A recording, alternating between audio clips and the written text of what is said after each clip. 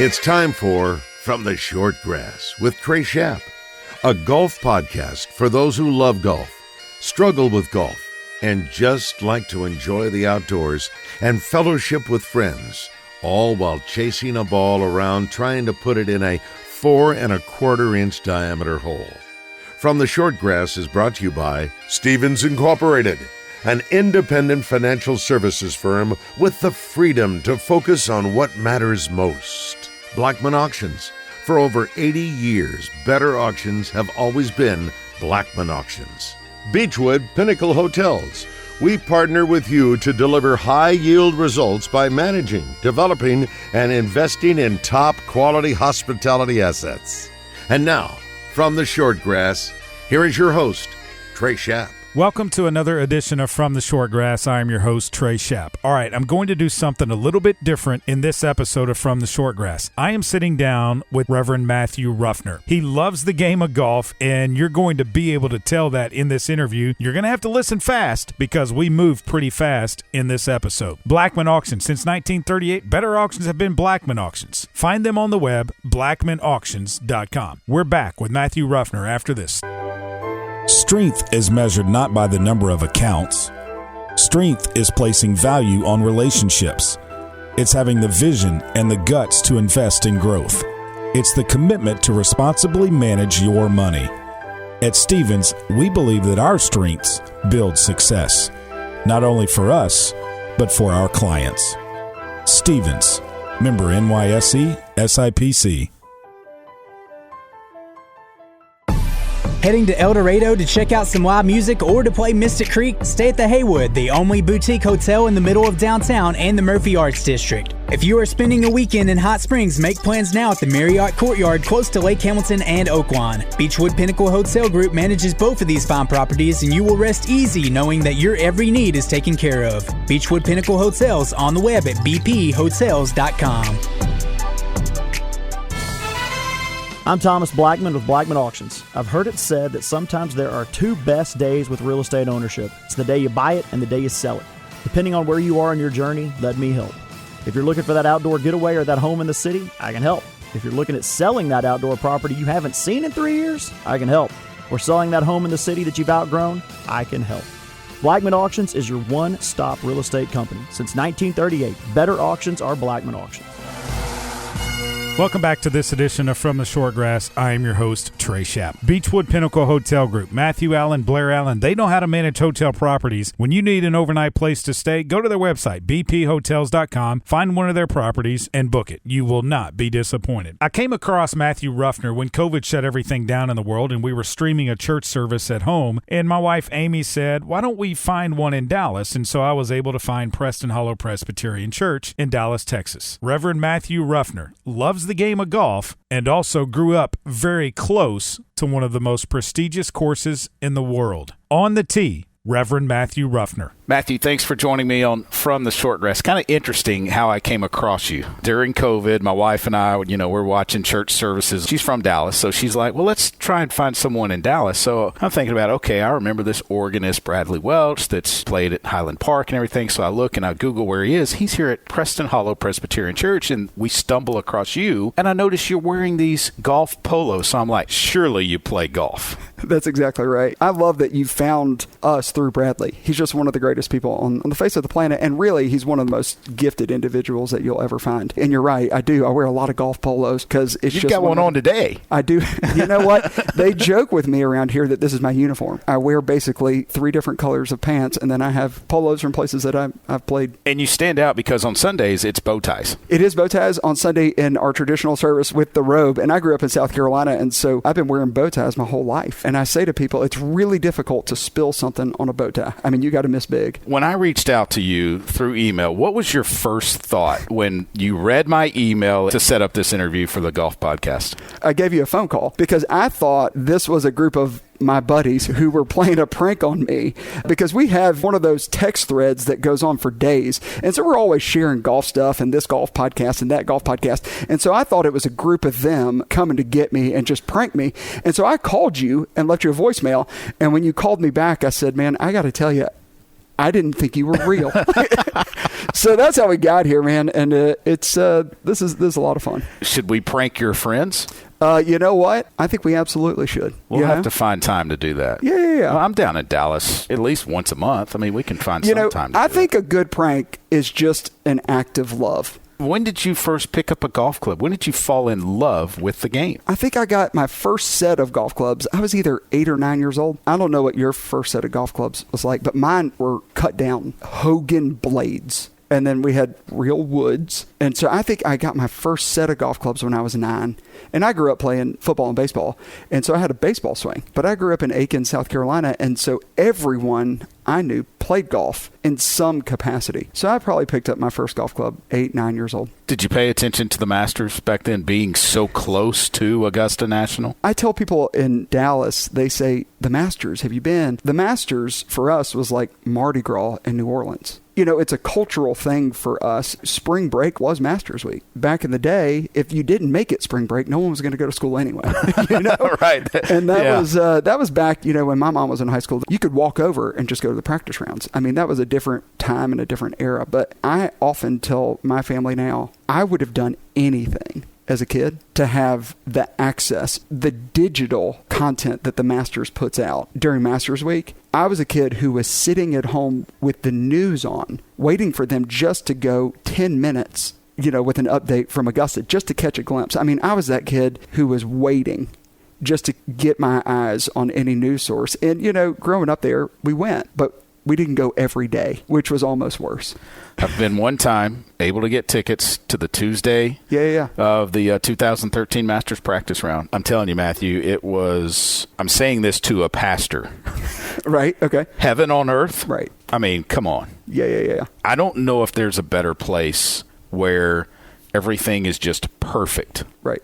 And it's hard to say perfect because there's only been one perfect person to ever walk the face of the earth. That's right. And, as a Presbyterian, we have a term that places are known as thin places where heaven and earth are indistinguishable. And so there are different places that you go and, the energy is just a little different. And I hear that's what you're saying about Augusta. I mean, there is something special when you walk onto those grounds. You go, I'm just, cabin pressure has shifted. You know what I mean? Or like the first tee at the old course. You stand on that first tee and you ask someone, what is it like?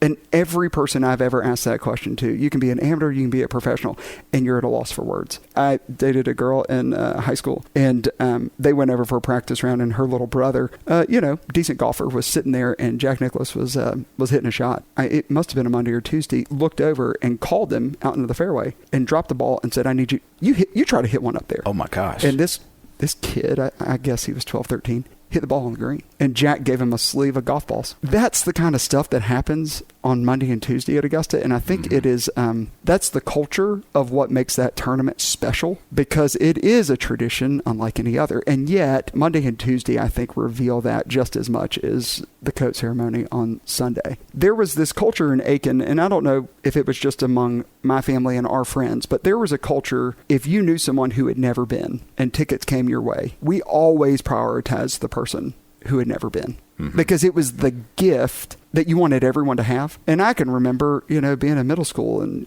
tickets would shake out like on a Wednesday or something, and our next door neighbor had never been. And it's like, these tickets can't be for us now. I mean, like, the next door neighbor needs to go. What a gift. Well, I mean, but it's the culture of the place. Yeah. It's the spirit of that I think extends. You said it's heaven on earth. Well, it's that thin place mentality that actually extends beyond the golf course, where people, they show up as the best versions of themselves. Mm-hmm. It inspires them to do that. It's the spirit of the Masters that extends through the patrons to make that true. And that is one of the things that makes it special. Growing up, did you play high school golf? Oh my gosh, man. This is funny. So people will say, are you a good golfer? That question's later on in the episode. Well, we can get to it now. Well, I mean, here's what's funny. There are two questions I've never heard any golfer say yes to. The first one is, are you good? And the second one is, do you get to play often? I've never heard a golfer, professional, amateur, anyone go, yeah, I'm really good. And yeah, I really get to play all the time. Maybe Tiger Woods, because when he was the captain of the President's Cup team, and he's like, well, and with my last captain's pick, I'm going to pick myself. That's right. Yeah. But that's Tiger, and that's one of the things we love about Tiger. Tiger is saying, I will trust my game and my game under pressure above anyone else's, right? So I grew up in Aiken, and there are golfers, and then there are golfers. I made the middle school golf team as an alternate my 7th grade year. And then my 8th grade year, we only played 9 holes, and I think I shot 44. And that didn't make it? Oh, I missed the cut by 5. There was a 7th grader, Kevin Kisner, who... Oh, wow, yeah. Heard that name. I can't remember what Kiz shot, but my memory, I think, is 39. I mean, those guys are good. My high school, I think they won the state championship 12 years in a row. The guys, when I was in high school, every one of those players played Division I. I mean, those are golfers, man. Yeah, I mean, good. I'm an 80s player, and that'll get you beat by 15. Well, when you're playing them, yeah. Right. You're right. So you go off to college. You go Presbyterian college first? Yeah, Blue Hose. That's right. Okay. I 4 years at PC, and it was the right place for me. Did you find a place to play there? In college, we'd play over in Greenwood. We'd play up in Greenville. We'd play in Spartanburg. We never played Musgrove Mills, and that's a really hard golf course. It's probably in their better wisdom that they don't let college folks out there, you know? I can understand that.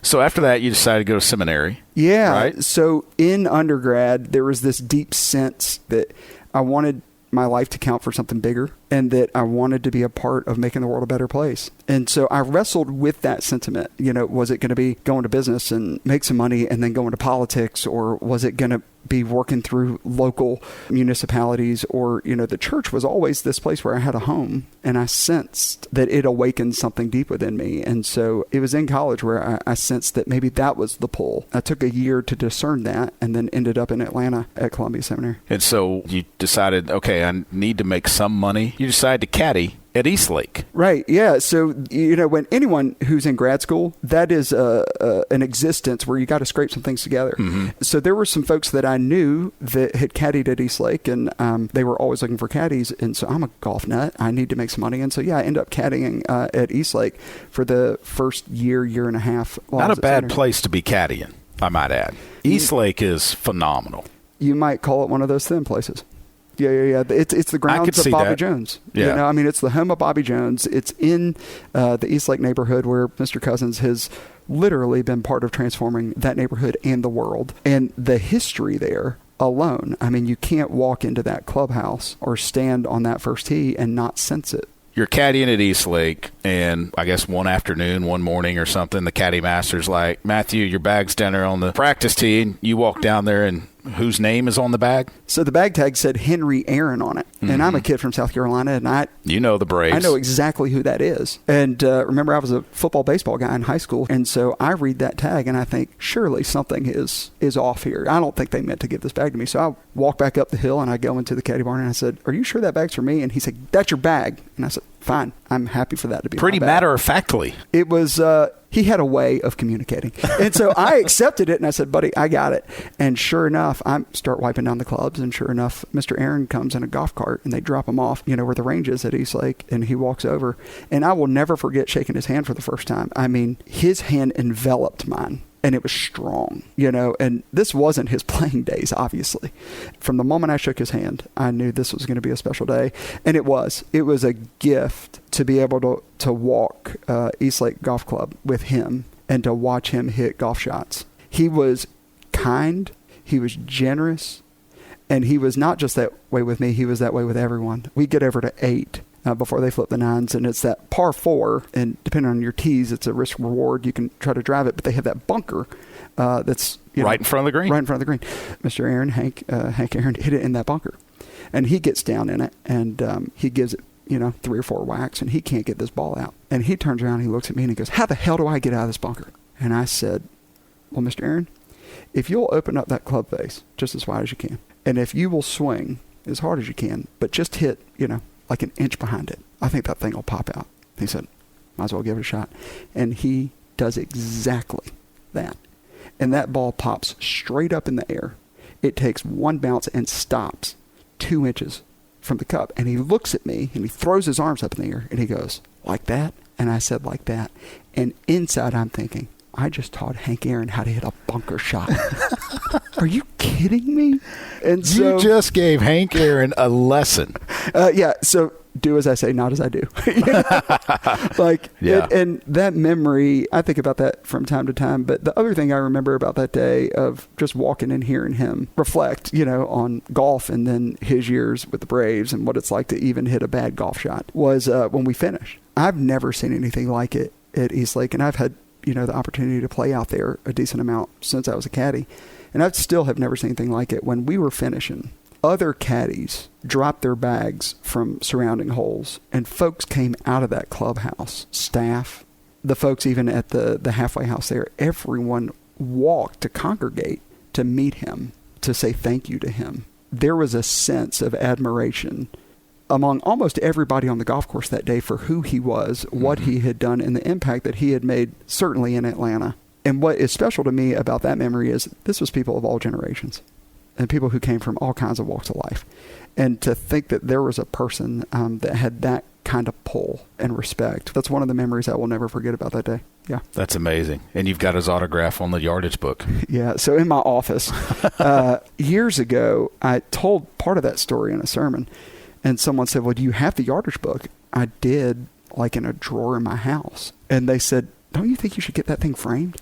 And I thought, yeah, I probably should. And so, yeah, it's framed in my office now. And I'm really glad the person suggested that I did it. I look at it, it's right behind my desk. It's pretty cool. That's not the only autograph you have on a yardage book. I see one over there that, is that Jason Day? Yeah, that's Jason Day's autograph. A couple of years back, one of the folks who was on the search committee that found me and really brought me to Preston Hollow, guy from Pine Bluff, Arkansas, and he's a big golfer. And so he called me and he said, listen, I'm going to play in the Byron Nelson Pro-Am. You want to caddy for me? And I said, absolutely. I'd love to caddy. And he said, well, here's the deal. I'm going to go to the draw party. I'll text you. The top 2 spots, AT&T takes those. So we're probably not going to caddy for Jordan. And I said, okay, that's, totally fine. He said, but we'll figure out who's remaining. So he texted me. He said, we got number 3. And I'm texting him back, and I'm like, well, who's on the board at 3? And he goes, Jason Day's on the board, and he's the number 1 player in the world. We got to take him, right? And I'm like, yes. Absolutely, you got to take him. He said, we got Jason Day. And Jason was number 1 in the world at the time. And so we get over there at the Four Seasons. We're warming up, and we get in the van with Jason Day and his caddy. And this was, tour players have to play in these, a number of these. Right. And I don't know how I would be if I was asked to do something like that. He could not have been more hospitable. Matthew, have you ever made a hole-in-one or albatross double eagle? I made a 1 out at Northwood Club here in Dallas. Northwood hosted the 1952 U.S. Open, and I'm playing out there that week after Christmas, which in my world and in my life, that is the greatest week because you've had one of your biggest seasons. So I'm playing out there with a buddy of mine. We're only going to play 9, then go and be with the kids and all that. And so we go, and I'm playing decently, and then we get up to 16. It's we teed off on the back, and we're playing. It's a long 205-yard par 3, sort of up the hill, water coming down.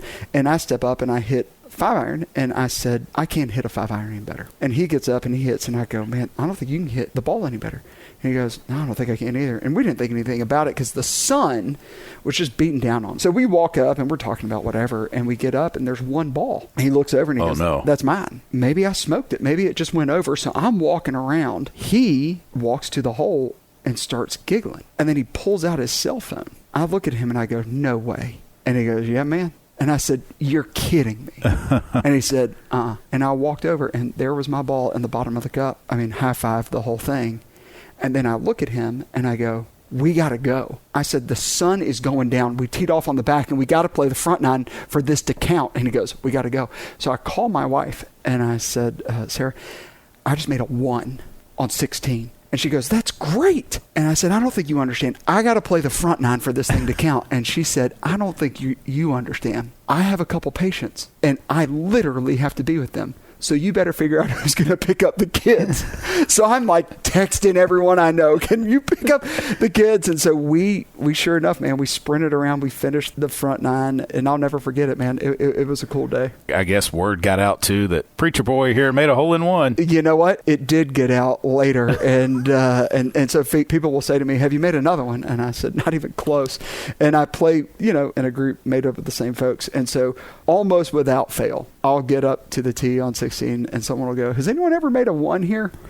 Which is the invitation, right, to block it right or something. Right. So they do it to mess with me. They rib you. It was pretty special. It was the first one on 16 after the reopen, so that was cool. Matthew, if you were to preach a sermon about your golf game, what would the title be? 4. Yeah, I think I'd call it 4. And I think I would talk about how often in our life do we think we know how to hit the perfect shot? And you stand over a situation, and just like in golf, thoughts go through your head of all the things that could go wrong that actually sometimes never do. But it distracts you. It takes you out of the present moment enough to lead you to hit a shot that ends up somewhere totally different. And just like in golf, it's funny now that we think about this. How many times have you watched someone in a playoff situation, or even in your life, you hit a drive and it goes in another fairway or something? Oh, I've done it. Yeah. Right. And then you get over there and you learn, I actually have a better angle from over here. And so the shot that you would have never chosen to hit actually led you to a place that you would have never been before, and you end up making birdie. And so how often is that true in our life, where we think that we have a plan, and if we can just do exactly what we think we need to do, then everything's going to be okay? And actually, it's probably the missed hit shots that we learn the most. They humble us, and they actually present an option that we had never seen before. Do you pray before you play, and what would that prayer be? There's a writer, Anne Lamott, and she says there are only 3 real prayers: help, thanks, wow. And then she says there's actually a 4th. Oh, crap. So if that is true, I pray all 4 of those. Every time I play golf. I heard Bobby Knight a number of years ago. He says, these guys who are stepping up to a free throw line and they claim that God's on their side about whether or not they're going to make the basket. And he says, no offense, I can appreciate everybody's faith and all of that. I just think maybe the good Lord has some bigger things going on than whether or not some kid makes a free throw. And I think about that way in my golf game. Certainly God has bigger things to worry about than whether or not I make a putt. I also believe that God is with us in all times and all places, and so therefore God's with us. You can sort that out. What do you and your buddies play for? Coke, dinner, lunch, just bragging rights? Oh, man. I think that anyone who ever plays for anything at the end of the day is playing for bragging rights. And you play for stories. Over the years, we'll put some trophies together. Or I have a group of guys that I'll play with from time to time. And so we'll put a little kitty together. But this is my stipulation. At the end of the day, whoever wins it gets to choose the organization that they're going to donate it to. Very nice. So I try to invite people to think about that round actually could benefit someone other than themselves. And so that's always fun. What person in the Bible do you compare your game to? In the Bible, that's a fascinating question. You know what? We'll probably say Moses, because he spends a lot of time in the wilderness. And so Moses knows what it means to suffer, and I've never met a golfer who didn't. So how about that? That's a good one. Do you believe there's golf in heaven? My understanding of heaven is a unity with God and a flourishing for all people. And so I can't imagine, as a Presbyterian, by the way, from the motherland of Scotland, that heaven would be void of golf. Because to answer your question in a different way, you've defined heaven as a golf course. So I would say yes. When you hit a bad shot, what do you say? Because I know what some people say. Out loud? Yeah. Or inside? Both. I probably say what you say from time to time. I will often say these days, seriously? Like, where did that come from? Or, are you kidding? But from time to time, I think golfers find common ground in what we say after a bad shot. You've played in Scotland. Yeah. Take me through trips to Scotland and getting to play like the old course and some of the real nice courses over there. Our choir was on choir tour before COVID, and I was invited to preach at St. Giles Cathedral in Edinburgh, which is the home of John Knox. And so I went over 5 days early with one of my best buddies from undergrad. And so we put together a little trip. We got the ballot for the old course. We found out the day before we flew over there. That's a dream. You sort of think there's no way that you're going to play it, and then to find out 24 hours. So we landed, got our car in Edinburgh, and drove straight to St. Andrews. We showered at the clubhouse, got on that first tee box, and you know what that's like. I've never talked to anyone who's ever played St. Andrews and doesn't talk about that opening tee shot. There are not many places that you're going to play where 100 or 200 people are going to watch your opening tee shot. That's nerve-wracking alone if you're playing with just you and your friends. But to do it, and they're 200 people from all over the world, I mean, there's something, it amps it. We were really fortunate to play the old course. We put a trip together that time, and we hit North Berwick. We hit Kings Barnes while we were there. Oh, yeah. We hit Crail Golfing Society, which was cool. And that's where R&A members play, because that's their local weekend hangout, and it's basically a public golf course. The history there is unlike anything else. And I was really fortunate this past summer. I was granted a sabbatical, and so I was able to carve out some time with 3 of my best friends. And this doesn't happen often, man. You know what a gift this is. And so we spent 6 days together. I'm one of those people on a golf trip that we got to get in as much golf as possible. I'm one of those people who thinks, can we play 36? And is there a putting green that we can go have a putting tournament on? And can we get some lights on that thing after we've had dinner? And right. I'm at midnight. That's it. I'm a golf junkie in that way. And so this past trip, we were able to hit the old course in, North Berwick and Carnoustie and Royal Aberdeen. And we were able to play Dunbar. We played Ely. We played Castle Course. I mean, it was a lot of golf, man. And we would play 36 a day. And then we had this Airbnb in St. Andrews, and we'd get wedges. And in the backyard, we'd have chipping contest after dinner. I mean, it was just that kind of golf trip. Best golf course you've ever played? I've been really fortunate to play some really, really good golf courses. Pine Valley would certainly be. That is a different experience. And I say to people all the time, Pine Valley par really doesn't mean anything. I mean, Pine Valley is just a different thing. I'd put Carnoustie there. The golf course I don't think gets as much recognition is Southern Hills. Oh, in Tulsa, yeah. Southern Hills is a special place, man. Yeah. And that's a hard golf course. That is a championship golf course. We were not members in Aiken, but I think one of my favorite golf courses on the planet is Palmetto Golf Club in Aiken. It's the second oldest 18 holes in the country. Alistair McKenzie went over to Palmetto when he was doing Augusta to transition Palmetto's greens from sand to grass. And there's that history there, but that golf course and that layout is really special, man. Fantasy foursome, living or deceased, you and 3 others that you could play around a golf with. Who would they be? All right. I think about this question from time to time, and I think about it in different ways. So I'm going to cheat. Ready? Okay. I'm going to go foursome that I get to caddy for. And I was thinking about this the other day.